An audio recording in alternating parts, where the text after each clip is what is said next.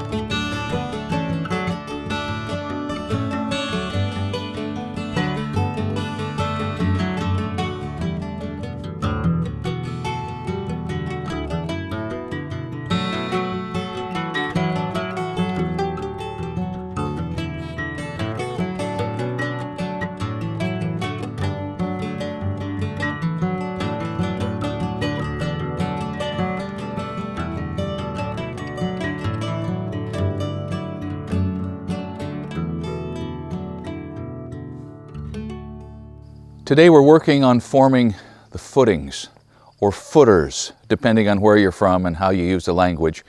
We call them footings. A footing is a strip of concrete, a ribbon of concrete if you want, that's sitting flat on the ground. However you've prepared the ground or not prepared the ground, the footing is what is in contact with the ground. It's the first part of a foundation.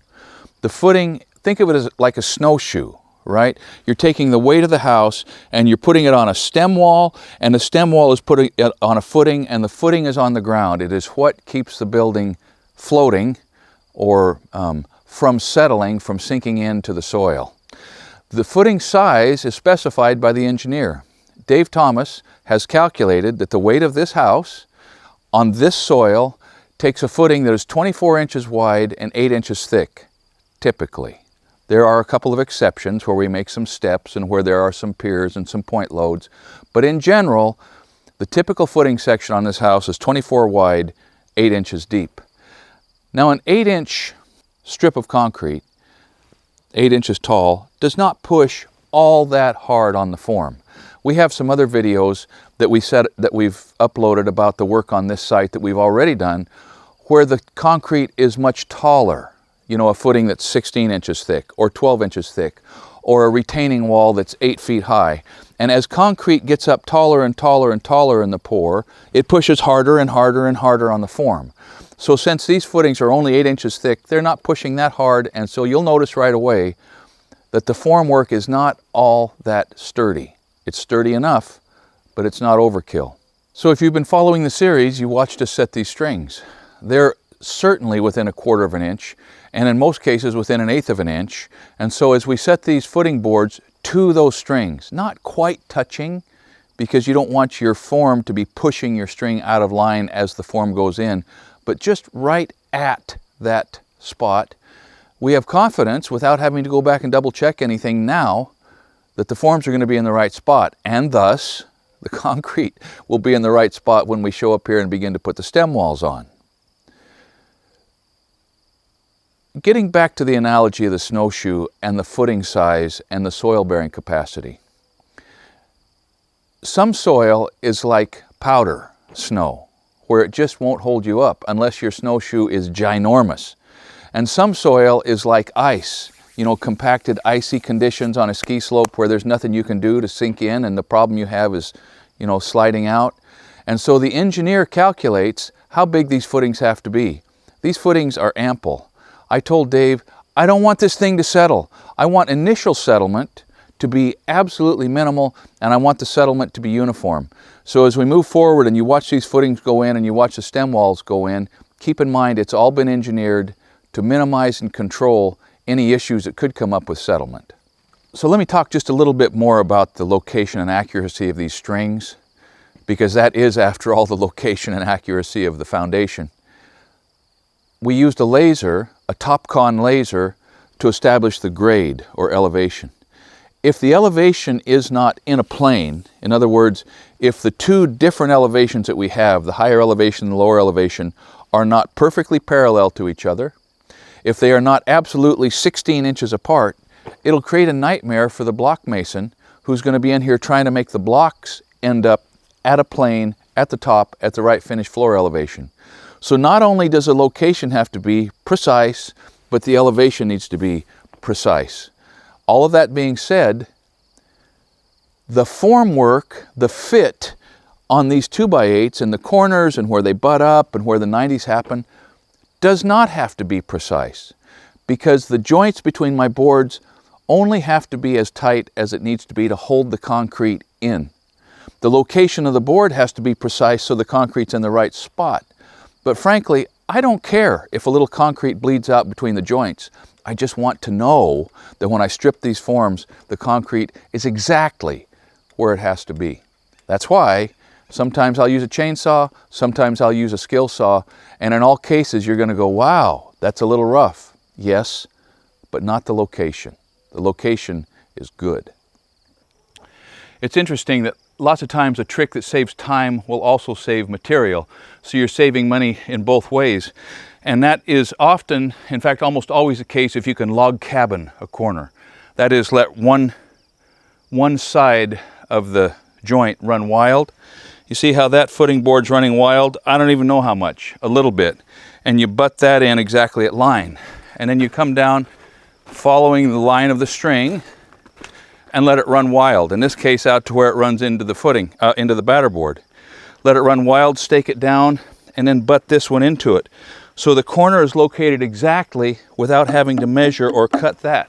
We'll do the same thing at most of these corners. We'll just let them run wild and then come back and all at one time cut them off.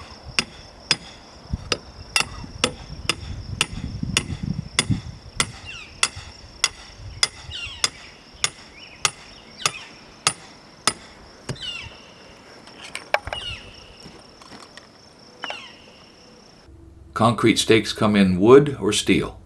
The steel ones come in round or square, and I have a video that speaks to that. I prefer square ones. These are 30 and 36 inches long. They're handy, but if you don't have steel stakes and you don't want to buy them, use wooden stakes. They work just fine if your ground is not too rocky. You can get 3 or 4 pours out of them, sometimes more, and if you don't have a supply house nearby that'll sell them to you, you can always make your own.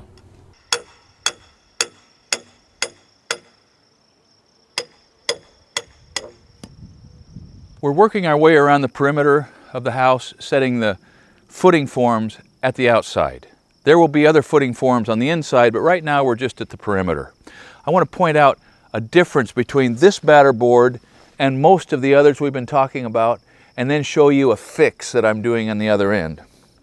The difference between this batter board and the others is that the bottom of this board is at the grade of the top of footing.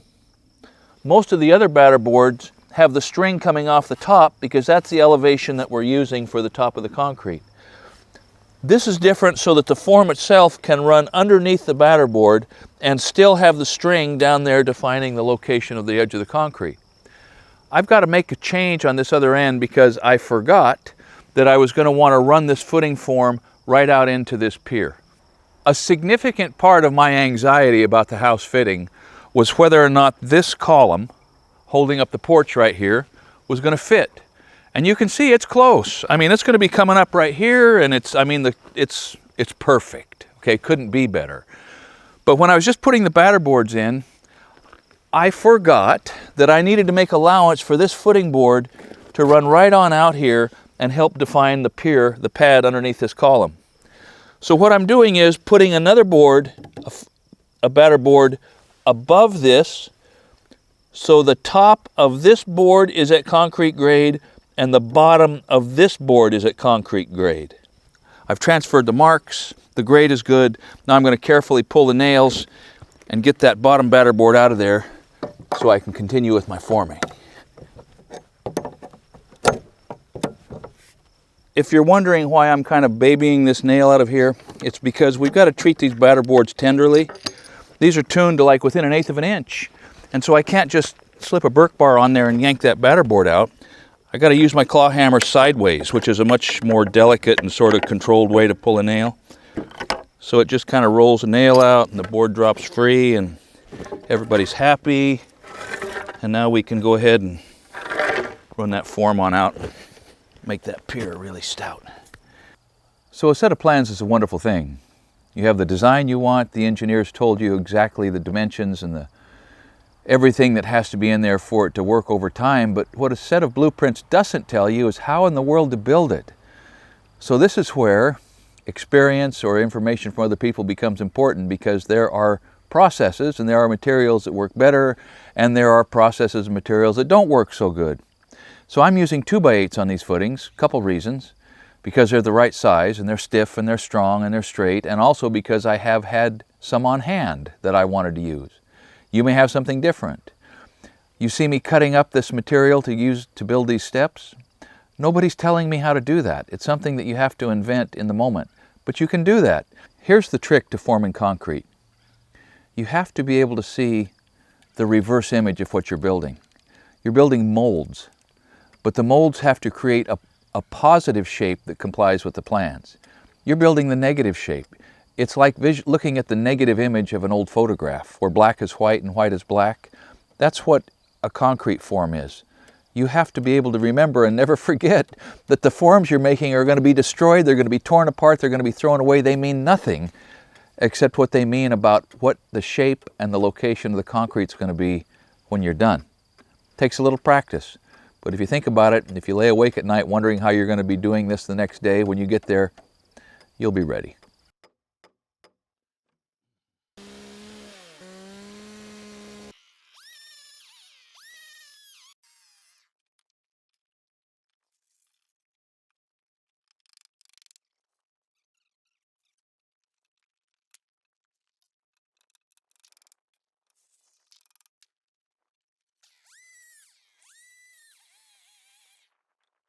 The engineer has specified that these footings are to be 8 inches thick, 24 inches wide.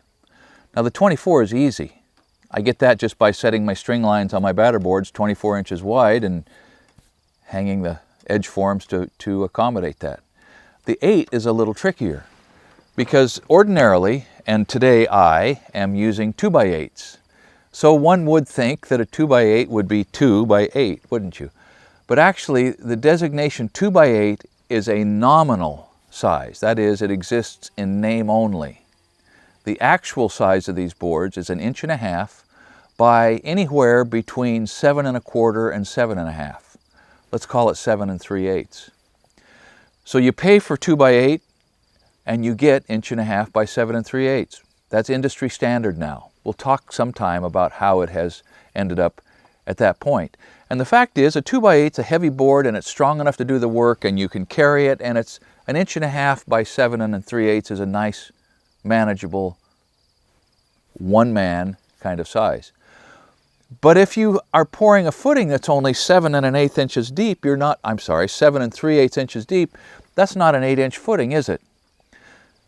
So because of that difference, I have set my grade just a little bit above average subgrade depth, so that the actual distance between the top of the footing form and the gravel that's holding up the bottom of the concrete is going to fluctuate between 7 1/2 and maybe as much as 9 inches. worst case scenario. But most of it is going to average very, very close to 8 inches, which is what the engineer requires in order to provide the strength in this foundation system that the load of this house has to have sitting on this site.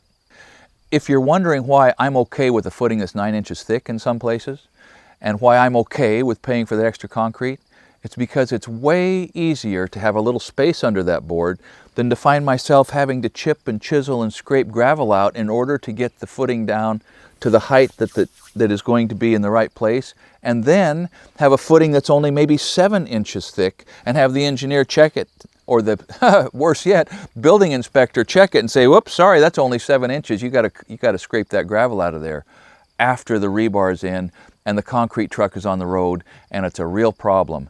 So hold your forms up just a little bit, and then if it's way too deep, come back and throw a little gravel in. It's way faster and so much less work than trying to set your forms down too tight in order to save, what, half a yard of concrete.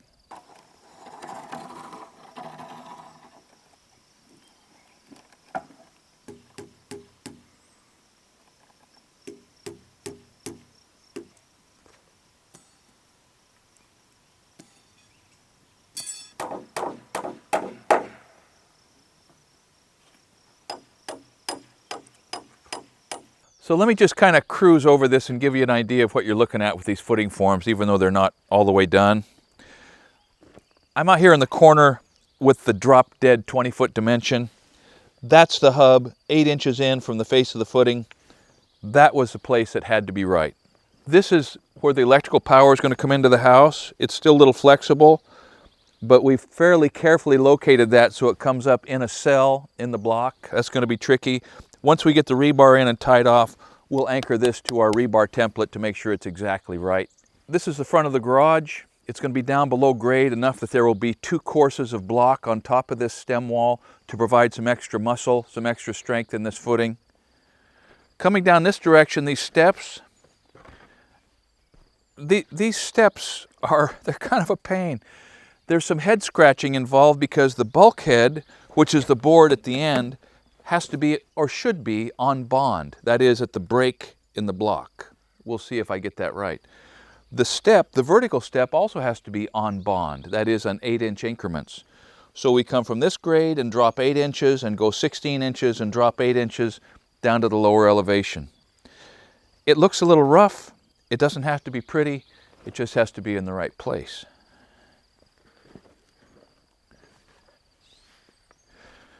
This whole area right here, which looks like a massive overkill footing, is not.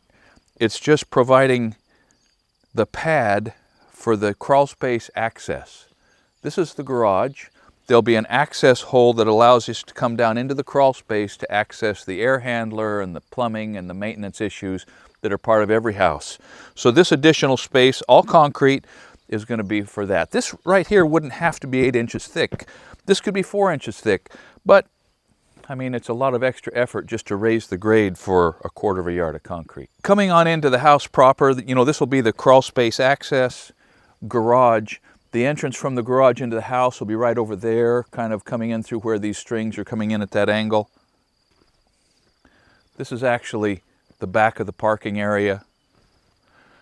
Step over here into what's going to be the office.